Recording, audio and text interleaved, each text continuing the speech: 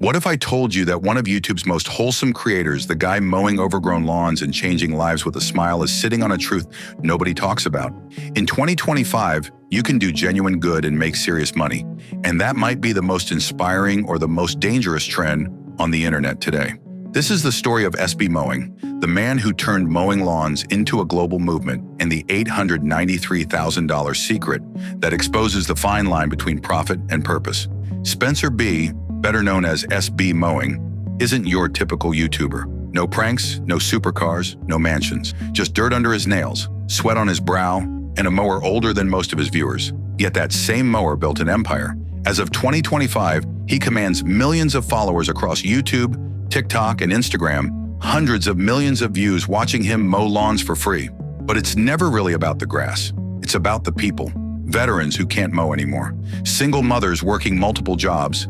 The elderly just trying to hold on. Every tangled yard becomes a portrait of neglect, and every clean stripe a restoration of dignity. Still, beneath the hum of engines and feel-good edits lies an uncomfortable question. Is this kindness or commerce? Wichita, Kansas.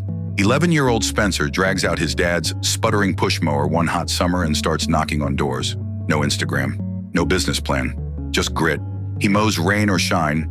Neighbors start trusting the kid with the rattling mower. Reliability becomes his brand before he even knows what branding means. Fast forward to Kansas State University, computer science major, resident assistant, a cappella singer.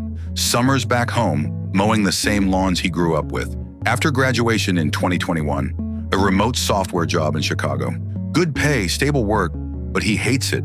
He misses the sunburns, the sweat, and the satisfaction of seeing instant results. Then one night, scrolling TikTok, he spots clips of people restoring overgrown properties and thinks, I could do that. Andrea, his girlfriend turned wife, tells him to film the most satisfying parts and post them short form. He does. 7 million views overnight, another 5 million next week. Within a month, 60,000 YouTube subscribers. By October, he quits his desk job to mow lawns full-time. Behind every perfectly edited transformation is Andrea. She edits every frame, scouts locations, manages emails, sponsorships, and keeps the operation running. A single episode can take 30 to 40 hours to produce. Without her, SB Mowing is just a guy with a GPORO. With her, it's a storytelling machine watched by millions. Spencer says, I found the best business model ever. I get to help people, do what I love, and Google pays for it. And he's not exaggerating. He earns $20,000 to $30,000 a month from ads, $5,000 to $10,000 per sponsored video, and more from merch sales. That's more than many nurses, teachers, or firefighters make. Helping people is noble, but monetizing kindness? That's where admiration turns into debate. January 2025, an 85-year-old woman named Beth faces a $240 fine from the city for her overgrown yard. Mobility issues, no family nearby, no money. Spencer shows up with a mower and a camera. He spends hours cutting through waist-high weeds, vines choking fences, and brush swallowing her porch. When he's done, Beth steps outside. She doesn't say thank you. She says, your work makes me twinkle. Because for 85 years, Beth had been invisible, and for the first time, millions saw her. That moment, not the before and after, but the recognition, became the soul of SB Mowing. The video exploded. 94 million views. Spencer launched a GoFundMe aiming for $50,000. In one day, $500,000. By the end, $893,000 from 35,000 donors. Nearly $1 million raised because one man mowed one yard. But this wasn't a publicity stunt. A trustee and attorney managed the funds, posting public updates, driveway repairs, wheelchair ramp, stair lift, full-time care after Beth broke her hip. By August 2025, Beth is back home, slowly regaining strength in a renovated house with a sunroom she calls her Twinkle Room. It's the rare internet fundraiser that kept every promise. Yet even success breeds controversy. Reddit exploded with threads like, is SB Mowing exploiting people?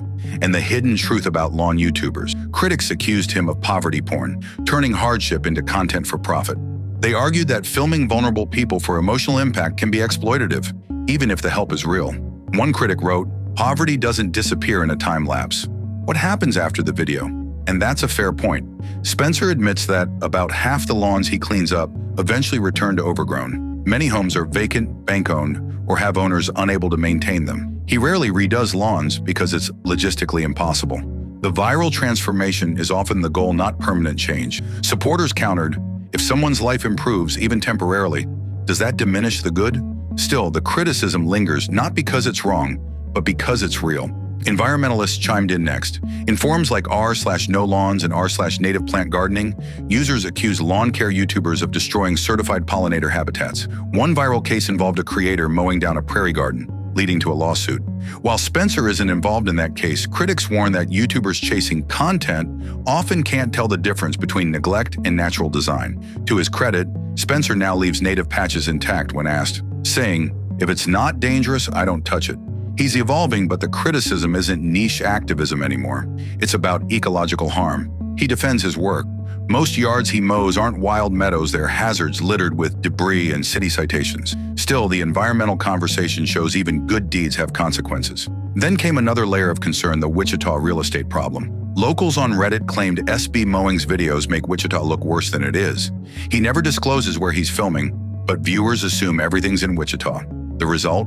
A perception problem. When millions see boarded up homes and overgrown lawns, they imagine the whole city looks like that. One resident put it bluntly, he's not lying. He's just choosing the most dramatic stories. Even well-intentioned content can shape local economies. Real estate agents say it affects buyer perception. Inside the lawn care world, professionals also have opinions. Brian's Lawn Maintenance, a major industry YouTuber, posted a video titled "Why You May Want to Stop Watching Lawn Care YouTubers." He said Spencer's model teaches the wrong lesson. Viral moments aren't a business strategy. Not everybody watches all created equal, Brian said. People are teaching businesses they haven't built yet. He warned that algorithm-based careers can vanish overnight.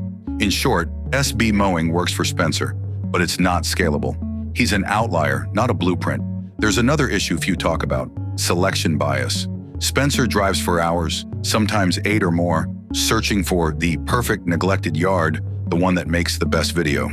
This means the most dramatic lawns get featured, creating a distorted picture of every city he visits. Reddit researchers found most featured homes are 1930s to 1950s starter houses, often rentals or bank-owned properties under 1,000 square feet. Not the average Wichita neighborhood, just the most cinematic. He's not lying, he's curating drama. And then a surprise twist, the cat sanctuary story. While mowing in Texas, Spencer found an injured stray cat and learned the local shelter was about to close. He launched a small fundraiser with a goal of $10,000. It hit $191,000 in weeks. 4 Amazon trucks delivered food, toys, and bedding. 6,000 donors from around the world contributed. That shelter didn't just stay open, it expanded and was renamed the SB Mowing Community Wellness Center. Even Kansas City Chiefs kicker Harrison Butker offered $10,000, which Spencer redirected to youth mentorship programs instead. It's proof that his reach goes far beyond lawns, into animal welfare, community programs, and mentorship. But not everyone's a fan. A minority of professionals online call his work low quality, claiming he leaves clippings behind or ignores technical standards. As one landscaper said, he's a yard butcher. And they're not entirely wrong. Spencer's not a perfectionist. He's a content creator first, a lawn professional second. His mission isn't to teach edging techniques. It's to tell stories that connect emotionally, and emotionally it works. Then there's the psychological angle. Studies from 2025 on parasocial relationships show viewers form one-sided emotional bonds with creators like Spencer. It feels like friendship, but it's illusion. One psychology researcher explained, watching his videos feels like doing good. It's not. It's inspiration, not action. Feeling inspired while watching doesn't mean you're helping anyone. It's the paradox of feel-good content. It motivates you, but only for a moment. Through all this, Spencer stays grounded. He's transparent about his model. Help people, film it, get paid. He doesn't claim to be a saint, just a man combining empathy and entrepreneurship.